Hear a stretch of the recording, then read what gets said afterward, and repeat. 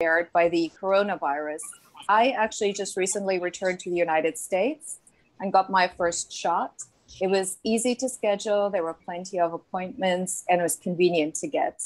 In contrast, in Germany, I tried to get an appointment for my 73-year-old father, which was extremely difficult because the website was continuously frozen. I got in touch with the authorities who directed me towards the general practitioner. And my father's general practitioner, like all others, they did not have, or none of the others I should have, they didn't have any vaccines. They just got them last week. So yesterday he got his first shot. Why am I telling you this? Because my anecdotal experience is emblematic of what is happening on both sides of the Atlantic. And because the pandemic and the vaccination is basically the most crucial economic indicator for the recovery. So what's been going on in the Eurozone? Everybody has been asking themselves, especially over there, because the vaccination rollout has been so extremely slow. And basically what happened is that Europe choked on its bureaucracy. To be fair, it's the first time that it's experiencing such a cross-border dramatic health crisis. But the decision basically and the planning has been delegated to has been put to the European Commission. So the Commission was in charge of ordering the vaccine, and it was confronted with a challenge of coordinating the interests of such different countries. So for instance, at first there was differing opinions as to the emergency of the situation. Not all countries realized the emergency to the same extent. Then some of the smaller ones said we can't afford some of the more expensive vaccines. Others were more skeptical with regard to certain vaccines.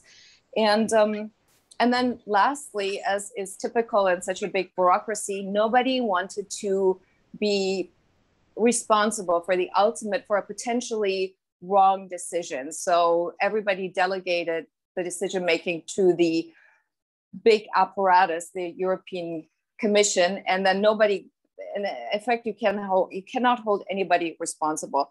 Then more recently, we've had the issue with the AstraZeneca vaccine, which is very similar to the issues that the US is currently confronting with the Johnson & Johnson vaccine, although to a greater extent in Europe, where there have been more cases where people had blood clots and more deaths. So in addition, if you contrast that with the situation in the US, in the UK, and in Israel, for instance, they ordered early, they ordered large quantities. So the European Union turned out to be penny wise and pound foolish, because if the European Union had only ordered vaccines for 2/3 of its population, it would have cost as much as the losses cost now from the lockdowns every 10 days. So it would have been, a penny dropped in the ocean in comparison to what it's costing the Eurozone right now. So where are we right now? Right now, all over Europe, it's different in terms of various regions, but in the big countries like Italy, France, and Germany, the pandemic is escalating right now, which is kind of ironic, specifically with regard to Germany, because Germany had done such a great job in the very beginning containing the pandemic. But then in October, cases began to rise, and Europe is now in the midst of a third wave, especially that's dominated by the more contagious UK variant. France and Italy have been in lockdown. In Germany, containment measures will likely be increased. Chancellor Merkel is in favor of longer and stricter restrictions. Germany has been in sort of a soft lockdown the last few months.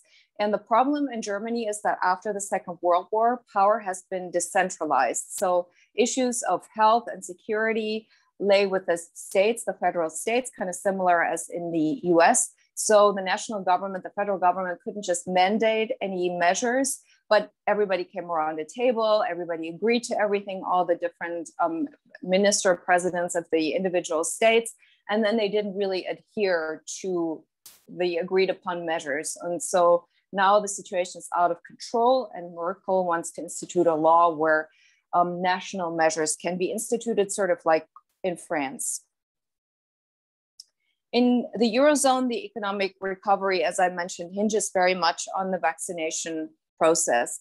The Commission President, Ursula von der Leyen, has assured everybody that 70% of the adults in Europe will be vaccinated by the end of this summer. I think that's probably the best case scenario. Every month in lockdown shaves off 0.3 percentage points of economic growth, which is now forecast to range around 4%. That's already factoring in a lockdown in the second quarter. We're seeing widespread mobility restrictions within Europe, I think for the first time to that extent. And that, of course, has a very negative impact on tourism, specifically for countries which rely on it, like Spain and Italy. If the summer is lost, which it's too early to say at this point, but that could shave off 2 to 3% of economic growth in Spain and Italy. Germany's growth forecast for this year is about 3%. Industrial production has surprised on the upside. For once, the export strength of the German economy has turned out, or I shouldn't say for once, but sometimes it's a drawback. But in this instance, its export strength has turned out to be a real strength. And that is mainly due to the recovery in the United States and in China, which has been progressed obviously much more quickly. And then also the reason why it's not as bad as one might have thought is because there have been temporary restrictions, temporary easing of restrictions in the last few months, depending on the sector. Much of the industrial production has continued, and also companies have been pivoting and adapting. German consumer sentiment has been boosted. We're seeing, as we are seeing in China or in the United States, as in Europe, whenever lockdown restrictions are dialed back, people just sort of break free and take up economic activity. So they go to restaurants, they meet with other people, they spend money, they line up in front of stores. So it's the same in Germany, and Germans are have been very much behind Chancellor Merkel and the government, their own state governments. But I think at this point, opposition becomes louder, especially from the business sectors, and Germans are very opposed to curfews, which is a concept that's pretty new. I knew New York had a curfew, but in Germany, that's kind of hard to swallow. So the restrictions are dampening the outlook. And because I was just talking about consumption, there also is a high savings rate in Germany. So once the majority of the population is vaccinated, likely, there will be a bounce back effect, and growth will there will be a boom. The inflation is expected to rise to 2.4%, with a more significant increase expected by 2022. Thanks to the United States and its strength, it basically acts as a growth engine for Europe. So now let's look at the transatlantic partnership between the United States and Europe, specifically Germany. That was, after the war, a very strong partnership, but President Trump and his administration were like human wrecking balls to this relationship. A lot of damage was done. And Biden has explicitly said that he wants to repair the damage and realign with the European allies and partners. And but we're not going back to the pre-Trump era, because also Biden, and that's just the zeitgeist, is relatively protectionist, at least as compared to the to how it was before Trump. He has already, during his campaign, said buy American. There are government procurement restrictions. So companies must buy, American companies must buy US first to a certain amount before they may buy from overseas companies. There's not much appetite for free trade agreements. And light at the end of the tunnel may be with regard to tariffs. Trump has left a big deficit, so there is not great appetite to dial back tariffs with regard to China. also because, of course, it's a bargaining chip. But with regard to Europe, tariffs could likely be abolished, also because Europe has signaled that it intends to do the same. Now, with regard to China, the hopes were high that the two powers could align themselves and fortify their powers versus China, because they basically have the same grievances. That's subsidies, market access, technology transfer, the abuse of the Uyghurs, human rights violations, and democracy in Hong Kong. But we will likely not see a big united front of US, Germany, France, and against China, because the Eurozone doesn't want to decouple from China as the US would like it to, simply because it cannot afford to. So you won't see them come together kind of like Cold War style and choosing sides, because there are just different dynamics and different risk appetites.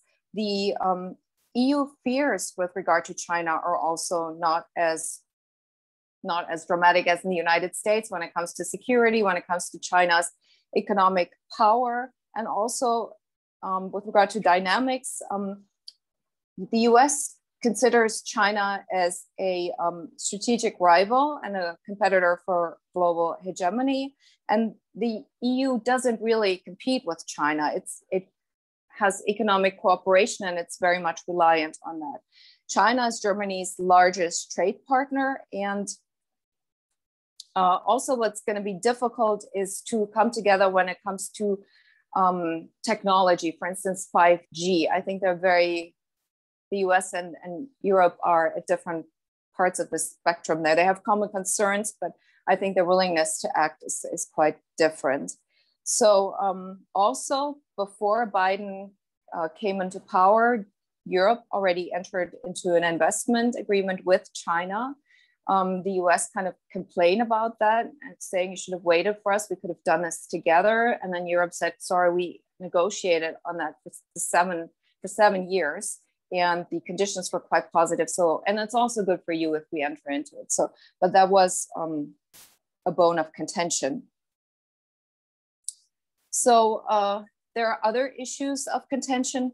Andreas, just to check time with you, because of the tech chaos before, like 5 more minutes, or should I come to an end? No, absolutely. You still have time. Just elaborate on your thoughts. You're good. Okay, thank you. Or 10 more minutes. Sorry, we had whatever you need or what you crave to tell us. Yeah.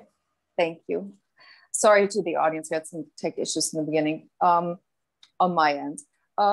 So then another bone of contention is Nord Stream 2. That is a gas pipeline that's running from under the Baltic Sea from Russia to Germany. It's 95% finished.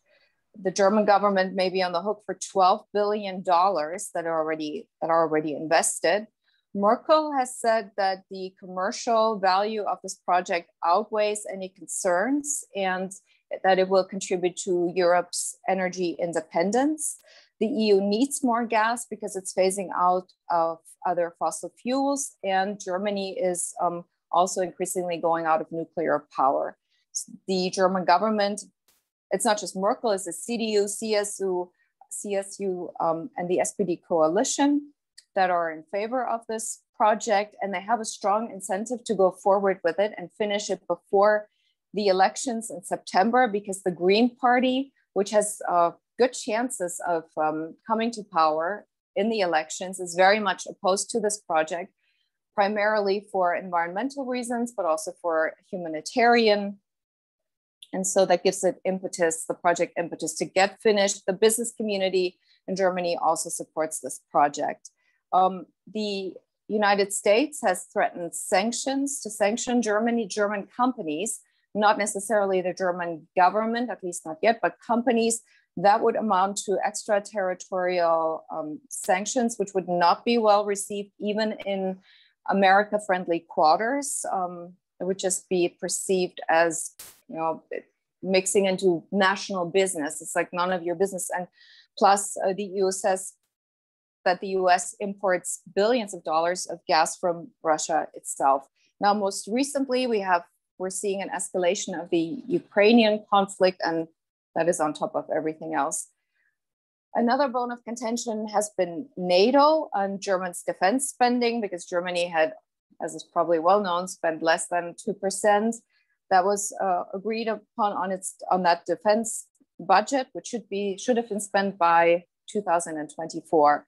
Germany has now increased its spending, but it's probably still falling short of the 2% target. So on the whole, Biden has been less confrontational. The tone has become much more pleasant. He insists on his commitment, but there are issues, but I would say the situation has improved significantly since Trump, but there are remaining issues that are going to be difficult to negotiate. Now, with regard to the elections in September, Germany has been a beacon of stability in Europe, and that will probably change. Merkel has been in power for 4 consecutive terms for 16 years, and she had a lot of, the population was very much behind her. That has now in recent months changed, primarily because of the corona management. And so now there are different scenarios of how this election could turn out. I don't know if I should go on into all the different scenarios, but it's probably most likely that the CDU-CSU will remain a coalition partner, most likely with the Green Party, which has become like the balanced middle class party, like what used to be exotic in the beginning has now kind of, this party has grown up and finds a lot of support in the German population. We could also see a traffic light coalition. That means SPD, Greens, and the FDP, which is small but business friendly, but that's rather small, probably 15-20% chance, or a red-green probability, which also ranges around 15%. I can tell you my business friends have all said they will leave Germany if we get a red-green coalition, because that could significantly change policies such as taxation and so forth. So that would probably make a significant difference. So in closing, with regard to Europe, it's far too early to write off Europe. I mean, there are a lot of doomsdayers who've always been saying, oh, Europe is just about to break apart. We see in crises, people complain a lot, but when they have to make a final decision, they support the EU because it's the devil they know. They are more afraid of the uncertainty. We've seen it in the past. For instance, when the Greeks had the opportunity to vote whether they wanted to stay in the euro or go back to the drachma, even though they complained big time and they had reason to complain, they voted to stay in favor of the euro. So hopefully this crisis will lead to a deepening integration. And I think what happened during the Trump presidency was in Europe, a lot of trust has been lost, and people are very amenable towards Biden, but they say, who knows what's going to happen? Who knows what the next US elections will bring? Trump and Trumpism aren't dead. There is still, under the surface. So they're afraid that this may come up again, and that the US has become a much less reliable partner. But I think I should probably stop on a positive note. So I think there are also a lot of good opportunities to cooperate. And on the operational level, I think there's been a lot of cooperation, a lot of goodwill. So I'm still more positive on balance. Thank you, Andreas. Thank you. Thank you so much, Sandra. This was a wonderful presentation. I wanted to just, before we go to a question and answer, I wanted to recognize a few distinct members here. Past Rotary International President Wilfred Wilkinson is on the call, as well as all our friends from Rotary International Munich, who obviously have a keen interest to hear what Sandra presented here today. So we welcome all of them, and I hope that you guys will pose some interesting questions as well. My first question is the following. I now received my first shot of vaccine about 2 weeks ago. It is the Moderna shot. I had a choice, to be honest with you. I could have opted for which shot that I wanted to take. At the same time, my parents, my father had to take the AstraZeneca if he wanted to have any vaccine whatsoever. My mother, who suffers Parkinson's disease, unfortunately, is not even on any list right now for vaccine unless she takes the AstraZeneca, which her doctor tells her she should not, based on the high risk. My question to you, Sandra, is why do you think that Europe, and I don't know if it's the same for Germany, but I'm in North Italy and it's not that much different, I believe. Why are we limping so far behind in Europe with regards to the vaccines and the choices? Well, I think is, like I mentioned in the beginning, is because too little was ordered early. If Europe had placed larger orders months in advance, then companies could have prepared for it. They could have budgeted. I don't think it's so much vaccination nationalism as is being criticized. I think the European Commission just messed up. And it remains to be seen if the situation improves. I mean, there are different types of news in the pipeline, some good, some bad. But I think the time that has been lost is very hard to make up. And I had a similar experience when I tried to get a vaccine for my dad. It was only when I finally, once I got through to the website, it was just a teeny window of time in the middle of the night in Germany. There was just this one choice of AstraZeneca, which I did not want to get from my dad. So that really there is no choice. When is this going to get better? I have no idea. I think people are learning from their mistakes. You would think the situation can only get better. I think in general, Europeans are more risk averse. They're very careful. And to some extent, it's justified. You do want to test vaccines before, but even taking that into account, if there have been calculations, if the European Commission had ordered large quantities, sufficient for 2/3 of the population from all the different makers, and then some of them would have turned out to be not safe for use, they could have still donated it, given it away, or thrown it away, and they still would have had enough, and it would have cost much less than the economic damage that is now.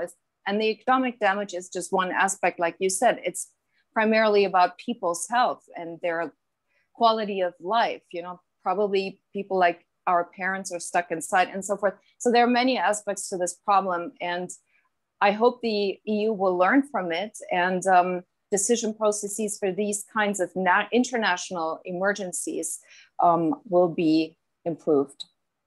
Thank you, Sandra. I will go for a moment to gallery view since I want to see who raised a hand for some questions. Anyone wants to take a yes, hello, question? Good afternoon. Yes, Olaf Schmuser, our newest board member. Sandra, I don't know if you met him, but Olaf is head of Commerce Bank in the USA. So yes, Olaf, Sandra, go ahead. thank you very much for this fantastic speech. I really thank you, very kind. Absolutely agree to a certain extent, but I have to say, living abroad for quite a while and to be, you know, influenced by the American optimism,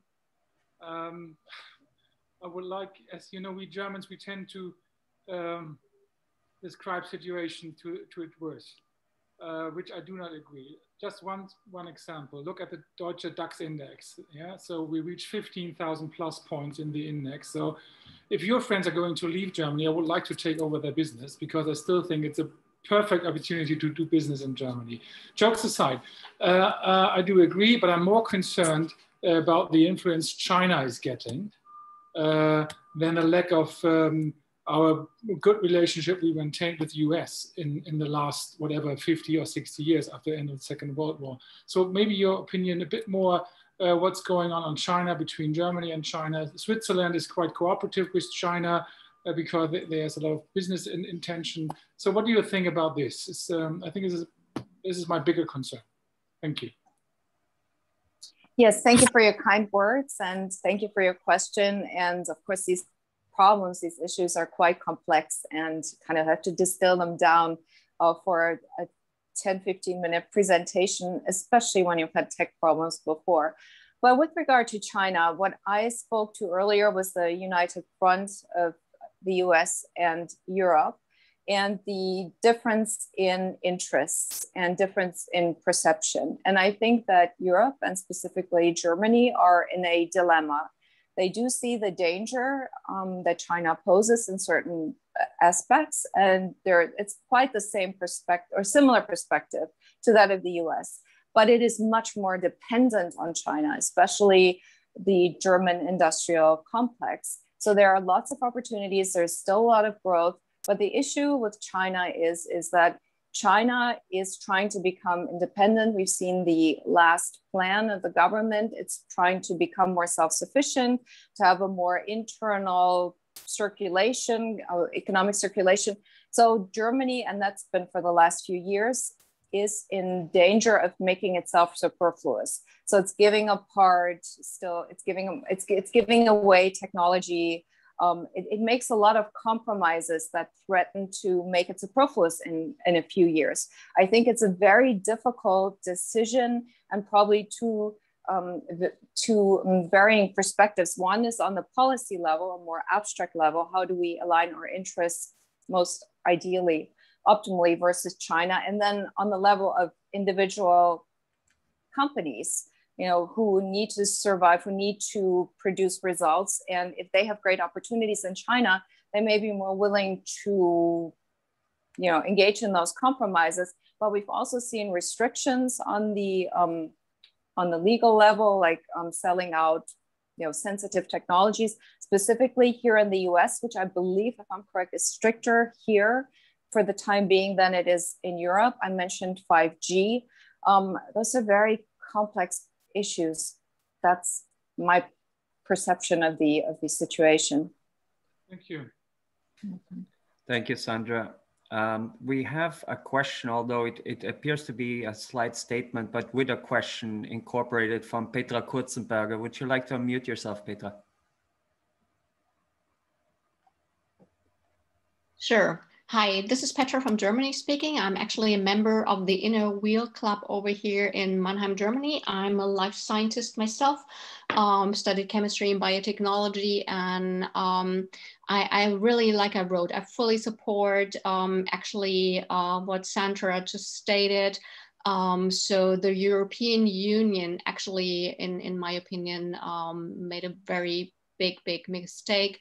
Actually, at first, not buying the right quantity for all Europeans, and then really relying on one kind of technology that has been questions around. So actually all the vector vaccines, and so far they've only been used for like Ebola, where there were no real clinical trials taking place. So now we're actually really sitting in a mess over here in Europe, because the latest statements is that, for example, in Sweden, Johnson & Johnson is stopped, over here in Germany probably as well, AstraZeneca, and we're losing actually, so we're, in my opinion, we were actually building trust in biotech. And when you're looking, and we were just talking about stock options and stock. So if we're looking at all the stocks from all the biotech and pharmaceutical companies, of course, they were all rising. Now it's really very volatile, and I don't think that's good for the entire stock market at all.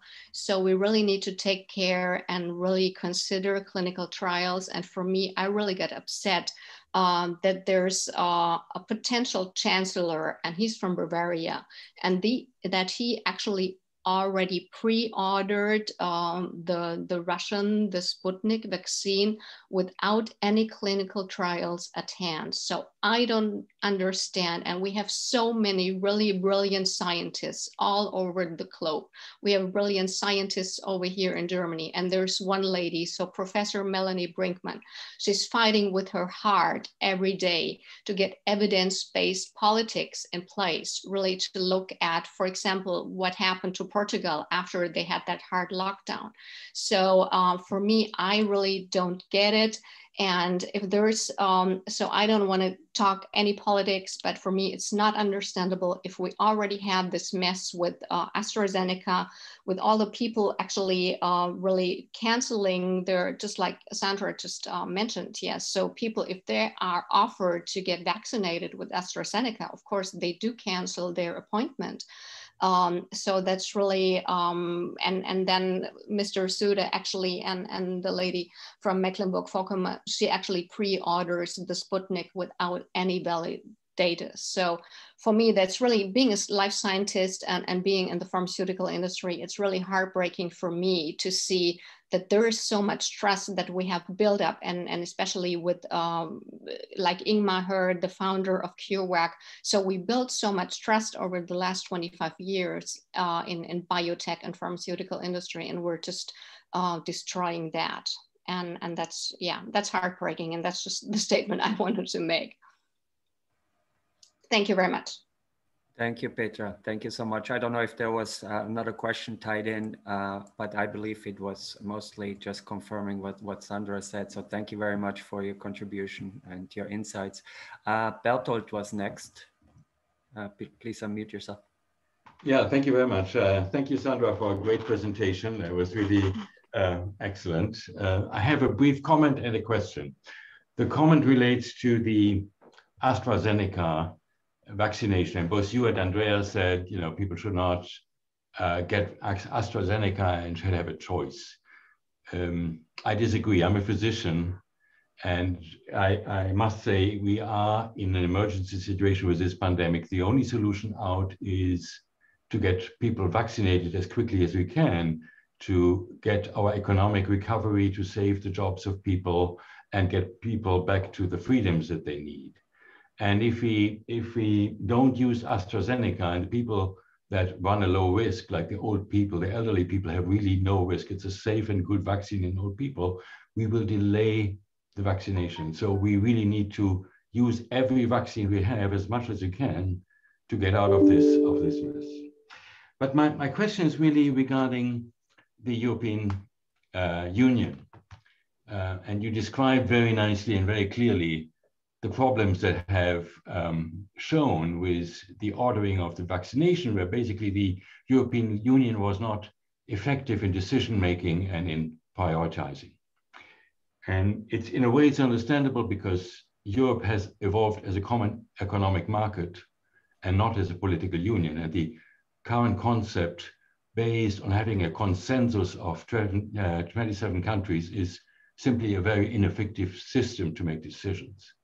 My question really is, what do you think is the expectation or the wish of the US administration? We are in Europe very glad to see that your US administration now has a renewed interest in partnership and in working together, which, in my view, if we want to face the problems that arise with China and Russia, we really need to work together across the Atlantic. But is the US administration interested in one strong political union in Europe, or is it easier for the US to work with more or less independent national countries in Europe that would be perhaps more easy to control even? Thank you for your question. Thank you for your comment. Just to be clear, I'm not against prohibiting AstraZeneca. I would, follow whatever the experts say, but I do think people should have a choice. My mother died of a blood clot, so it's completely unrelated.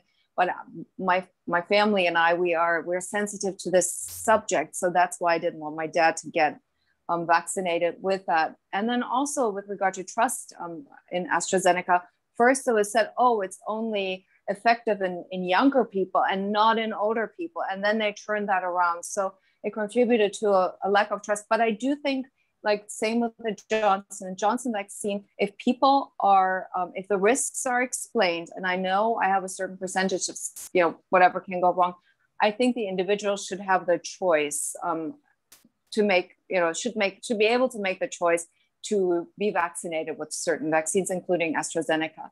With regard to your question, I think that the US very clearly prefers to deal with one large entity. It wants to align itself with Europe versus China, vis-a-vis China.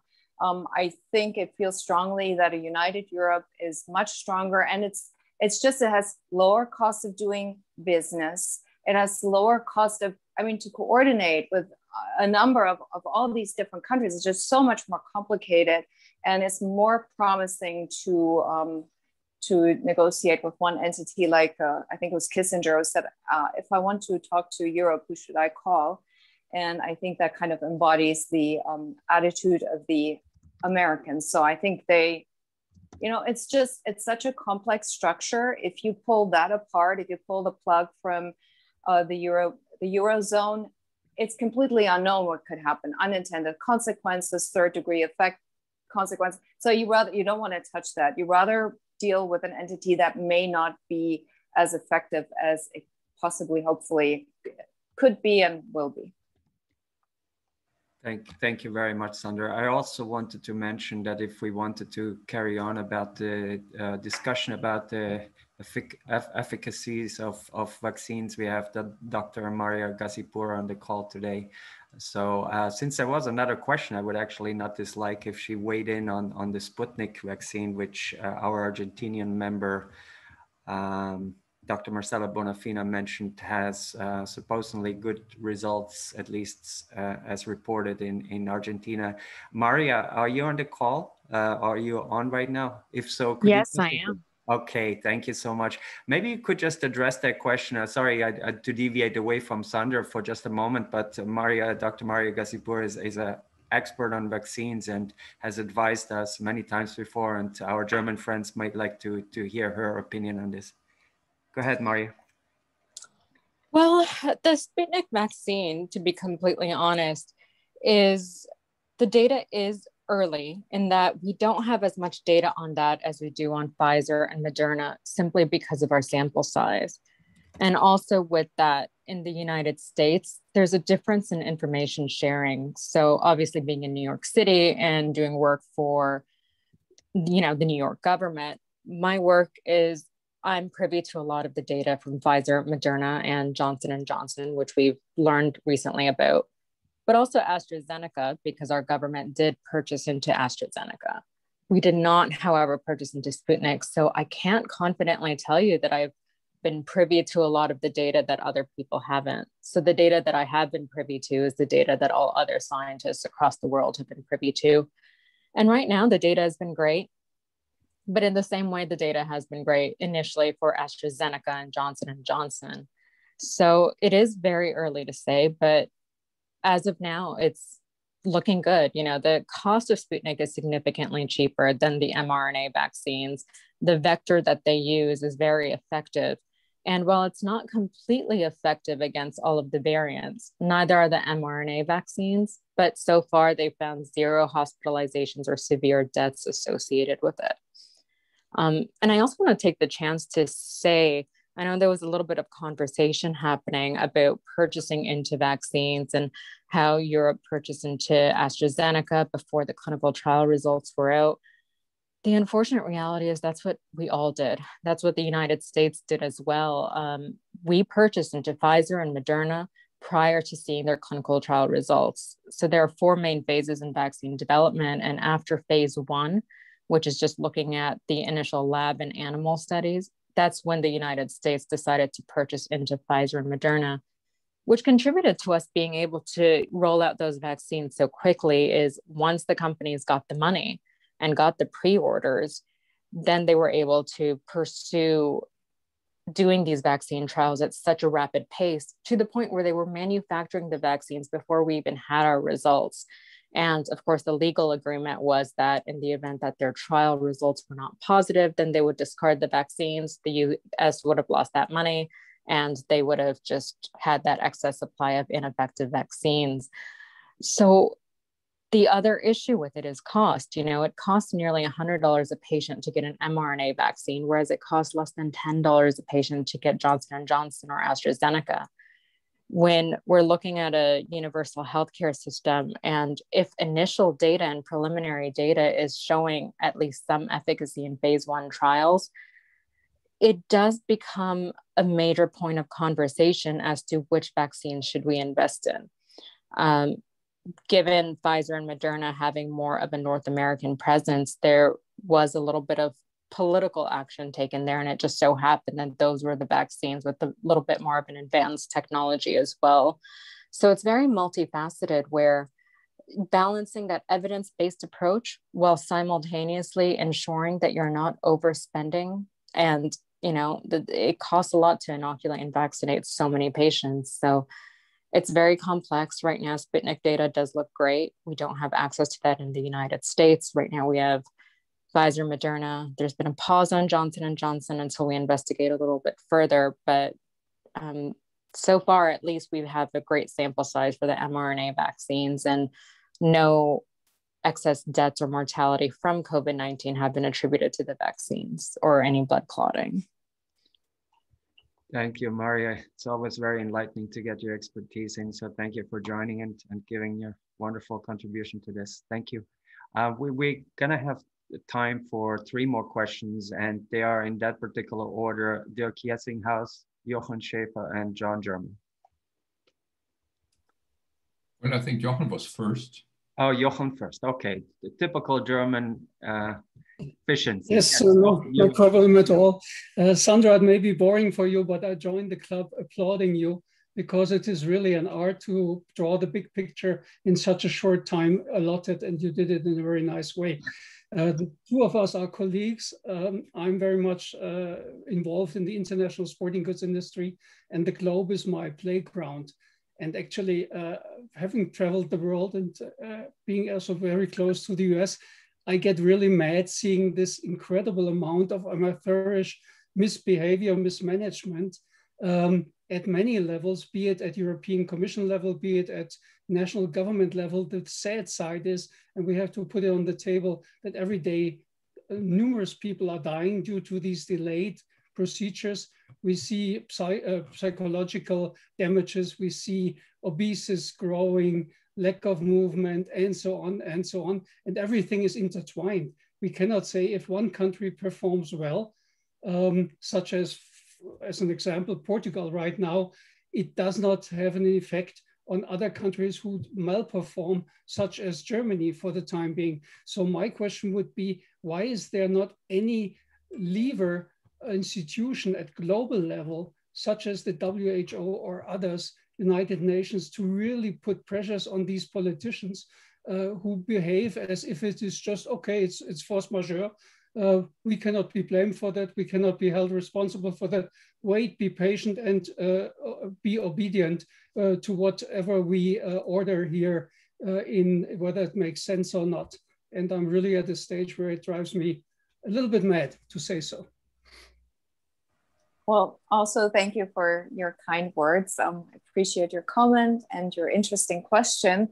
It's hard to conceive a body that would have even more powers than the WHO, considering how hampered the WHO has been and how widely criticized of being political, of being in the pocket of China or the US, whatever. So I think, again, also it's a complex picture. Part of it, it's politicians. I think, of course, globally coordinated action makes total sense.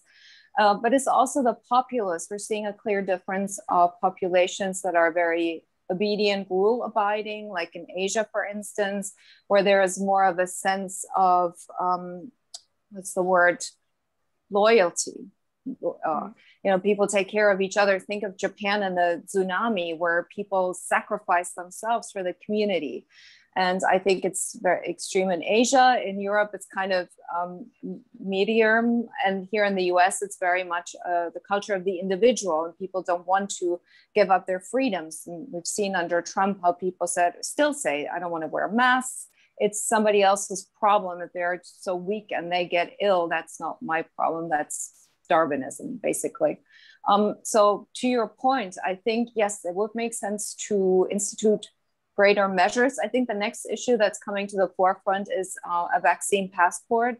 How do we deal with people who are vaccinated? I said before I was vaccinated, what benefit do I have if I'm not vaccinated and somebody else who is can travel and does have freedoms and can go to the movie theater and restaurant? I don't care. Let them go. At least that's good for business. I'm lucky now that I'm here to be vaccinated, but I think in general, that's something that will develop naturally, that cannot be stopped, because companies will require proof of vaccination. They do that already for tests. But yes, I think we should be globally coordinated, and we should all be, loyal to each other and submit our self-interest for that of the community. I was pretty compliant with all measures that were taken. Like, for instance, in Germany, tests are being forged, probably not just in Germany. I saw a TV report and I couldn't believe it. it wouldn't even occur to me to put other people in danger so I can go on vacation with a forged test. Thank you, Sandra. For the sake of our time slowly running out, Dirk, please pose your question. Thank you.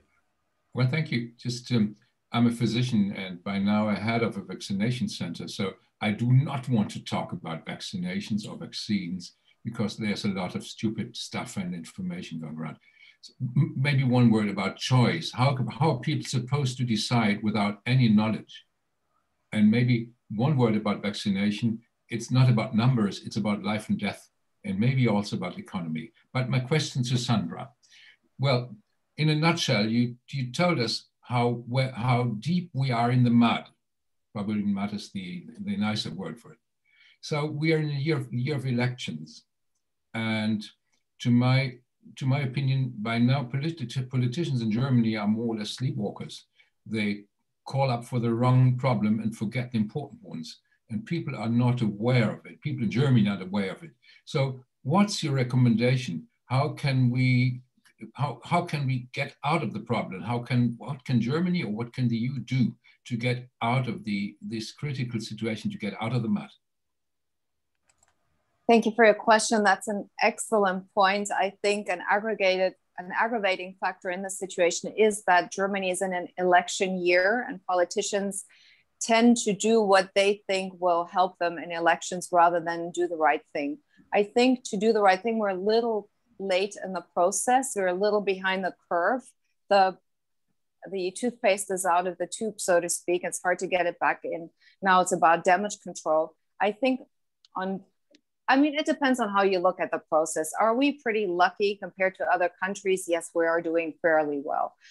So it's a point of perspective. Just looking at it from the United States, where all these vaccination processes are so efficient, it kind of is a pity that mistakes were made. But going forward or looking ahead, I would say that decision processes need to be improved. And that's, of course, a political process. And that comes down to the EU populists voting for the right people. I think at the moment, we're lucky that if populists don't come into power. In Germany, that seems to be a negligible chance. But of course, the AfD could come up if if there's another wave of refugees or whatever. I don't think it's an acute danger with regard to these elections, but I think it's a very cumbersome political process. There is no panacea, there is no quick fix. And I think a lot of it, like you said, rests with individuals. And I think people, and maybe that's an American perspective, have the possibility and power to inform themselves and make a decision. I don't know if what you said, if you want to point towards an vaccination like obligation. I don't know if that's what that's your opinion. Never, but in the US, I like that we can make a decision. I like that. Okay. Thank you so much, Sandra. By special request, John German will have the last question. So John, go ahead. Thank you. I've got, you've done some marvelous things since those simpler days when we used to see you at the Rotary Club of New York for our weekly luncheon meetings. And I'm wondering, what can you tell us about what else you've been up to? Andreas mentioned another book, but there might be something else, perhaps not about work. And the Rotary question. If you could wave a magic wand, what would you have us do? That's a difficult question. I wish I had known in advance. I would give it a thought. Maybe, I don't know, you can get involved in the vaccination process. And I think anything at this point helps, any expertise, any network. I think network, and that's the topic of my first book. Networks help a lot, like Rotary. It's a platform that, basically reaches over the whole world. And so maybe you can contribute to that. I don't know. I would say Corona is my main concern at the moment, but looking ahead, also other pandemics or superbugs and so forth. That's what I'm concerned about. With regard to my life, since I remember you, I had the best time, and I couldn't come in the end because I have my TV slots during the time that you guys met. So I would say my life is primarily work. Writing, the older I'm getting and the more experience I have, the more I can sort of afford to do what I like. And it turns out I really enjoy writing books. I shouldn't exaggerate. This is only my second book, but I write about the future of work and digitization and how the individual can position him or herself in this new economy. I think it's a very important topic. And other than that, I do a lot of media and some coaching. So I do things that I enjoy. I have a lot of interface with people. And so I'm having a good time. I have the best of both worlds. Thank you. Great. Come back when you have your book. Oh, thank you so much. Would love to. And we will keep everybody posted on oh, so cute. Since we have so many German friends here today, I have obviously a German breed dog, which is the Deutsche Buchse. So here we go. He just snuck up on me, so I figured I'd give him some limelight. But going back to Sandra, thank you so much for your presentation today. It was wonderful indeed. And we're going to keep everybody informed on your book, and hopefully it will be a big success, like I'm sure it will be. With that said, I send everybody a bye-bye, and we see you. Oh, ciao. Next week. Thank you so much. Thank you for having me. It was lovely. And apologies for the tech problems. No problem at all. Thank you. Thank you so much. Thank you. Thank you, everybody. Take care and stay safe, healthy. Bye.